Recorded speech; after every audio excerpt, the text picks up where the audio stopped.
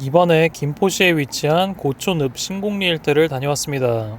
고촌역 주변과 아래쪽에 수기마을 힐스테이트 1, 2단지, 그리고 얼마 전에 분양한 고촌 센트럴자이, 그리고 캐슬앤 파밀리아 1, 2단지를 둘러보고 왔습니다. 지금 부동산도 다녀보니까 가격대도 정체돼 있고 매매나 전세 둘 다 잘 안 나가는 모습이었습니다. 고촌읍 대표단지인 수기마을 힐스테이트와 캐슬앤 파밀리아를 보면 매매가는 단지마다 약간의 차이는 있지만 힐스테이트 같은 경우는 저층 5억 3천만 원부터 5억 6천만 원에서 6억 원대 매물들이 있었고요. 캐슬앤 파밀리아 34평 같은 경우는 저층이 5억 6천만 원에서부터 일반적으로는 6억 원대 매물들이 있었습니다. 2년 전 부동산이 한창 상승하던 시기에는 조금 안쪽에 위치한 캐파 1, 2단지가 수기마을 힐스테이트 가격보다 1억 가까이 높게 거래가 됐었는데, 아무래도 힐스테이트와 연식이 10년 이상 차이 나기 때문에 신축이라는 요소에 더 높은 비용을 지불했던 것 같습니다. 지금 가격대를 보면 힐스테이트 2단지와 캐파 2단지가 비슷하고 힐스테이트 1단지와 캐파 1단지가 비슷한 가격대로 형성되어 있었습니다. 올해 초보다도 가격이 꽤 회복하긴 했지만 분위기가 다시 꺾이고 거래도 잘 안되는 방향으로 가고 있어서 상황이 급한 매도자들의 매물들 위주로 약간 저렴하게 나와 있는 모습이었습니다. 지금 좀 가격이 낮게 나와 있는 물건도 현재 임차인이 살고 있는데 지금보다 높은 전세가로 살고 있고, 또 내년 초에 전세 만기를 앞두고 있다 보니까 집주인도 전세를 새로 맞추기보단 웬만하면 정리를 하려고 매물을 내놨다고 합니다. 작년 말부터 이렇게 역전세나 급하게 처분하면서 내던지는 분들이 많았는데 이제 어느 정도 정리가 된 것 같은 모습을 보이다가도 가격이 약간 회복은 됐지만 여전히 그런 매물들은 나오고 있었습니다.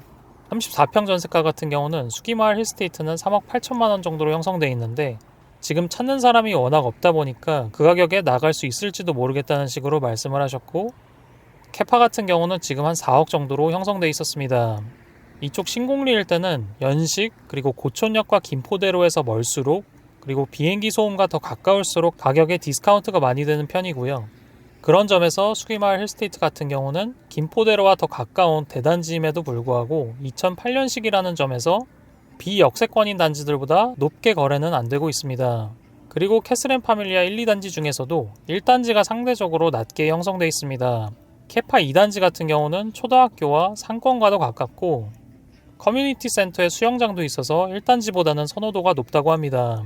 근데 1단지가 2단지에 비해서 좀 아쉬운 거지, 1단지도 당연히 이제 신축 대단지라서 마을버스나 차량을 이용하는 사람도 많기 때문에 조금이라도 더 가성비 있게 거주할 생각이신 분들은 1단지로 알아보시는 것 같습니다. 김포하면 지옥철, 서울과 먼 곳이란 이미지가 강한데 이쪽 고촌읍 신곡리는 그런 이미지와는 약간 결이 다른 느낌이라고 볼 수 있습니다. 고촌역까지만 가면 김포공항역까지 6분 만에 갈 수도 있고, 또 서울까지 나가는데 러시아워만 피하면 자차를 갖고 20분 안에 서울 강서구 쪽으로 넘어갈 수 있다는 장점이 있고, 부동산에서도 캐파 1, 2단지의 7, 80%는 마곡으로 출퇴근하는 사람들이라고 할 정도로 김포에서 서울 출퇴근하는 사람들이 가장 많은 지역이기도 합니다. 그런 의미에서 여기를 마곡과 비교를 해보면 마곡은 임대 아파트 물량도 일반 분양과 거의 비슷한 수준이라서 일반적으로 거래 가능한 아파트가 규모 대비 그렇게 많진 않은 것도 아쉽고, 또 가격 면에서도 마곡 쪽은 기본적으로 13억 원대 전후로 형성되어 있는데 고촌은 마곡과 비교했을 때 반값 수준에 머물러 있는 게 메리트라고 볼 수 있습니다.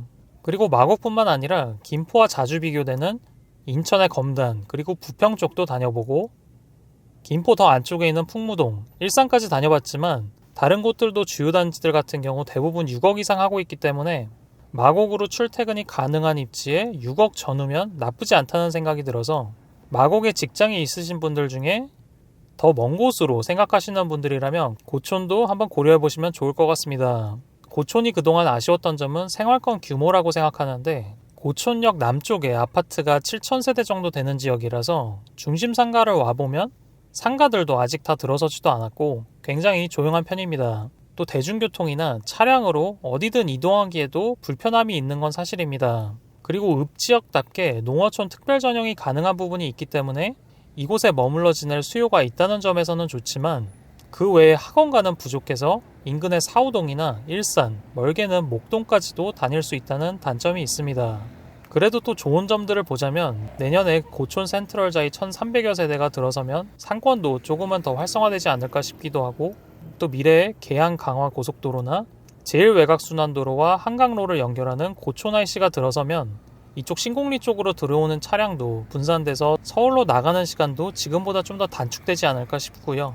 또 그동안은 특히 신곡지구가 고립되어 있는 모습이 강했는데 풍무와 신곡 6지구까지 이어지는 도로 개설 공사가 곧 마무리될 예정이라서 앞으로 풍무 쪽과도 이동이 지금보다는 원활해질 걸로 보입니다. 무엇보다 마곡 쪽의 일자리가 지금도 많지만 앞으로도 계속 들어설 거라서 완성되면 10만 명까지 근무할 거라고 하는데 그 정도 규모의 업무지구와 가까운 베드타운이라는 점, 그리고 가까운 거리에 아울렛도 있고 쇼핑몰도 있어서 실거주 하시는 분들이 이 점은 굉장히 만족해하고 있습니다. 지금 경제 전반을 보면 많은 전문가분들 그리고 언론에서도 이제 경기 침체를 예상하면서 앞으로 집값도 당분간은 제대로 회복되기 어렵지 않겠냐고 말씀하시는 분들이 많은데, 그렇게 생각하시는 분들은 더 기다려보시는 것도 괜찮다고 생각하고요. 저도 적극적인 투자보다도 지금은 예산에 맞는 곳이 있다면 내 집 마련을 해도 좋다고 생각이 드는 수준이고요.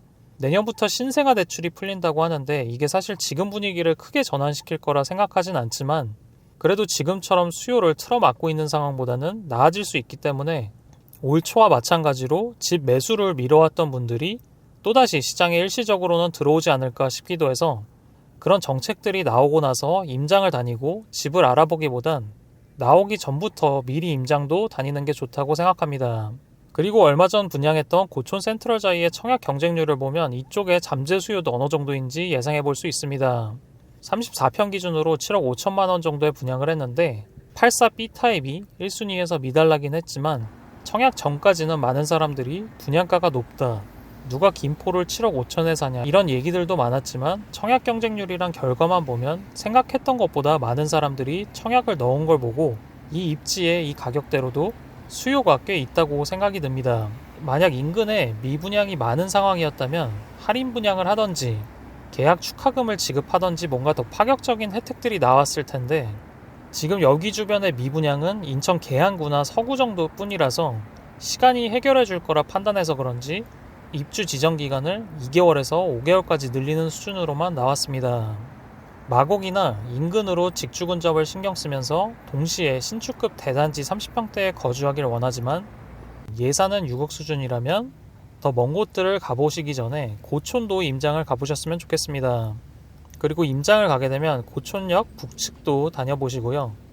여기도 아파트 단지가 꽤 있는 편인데 대체로 대단지가 아니라는 점과 상업지역과 그 주변으로 상권이 많이 발달해 있는 만큼 오피스텔이나 모텔, 먹자 상권도 잘 형성돼 있어서 전체적으로 고촌역과 가까운 게 장점이지만 남쪽이 더 잘 정비되어 있는 느낌이라서 요즘은 아래 대단지들을 좀 더 선호하는 것 같습니다.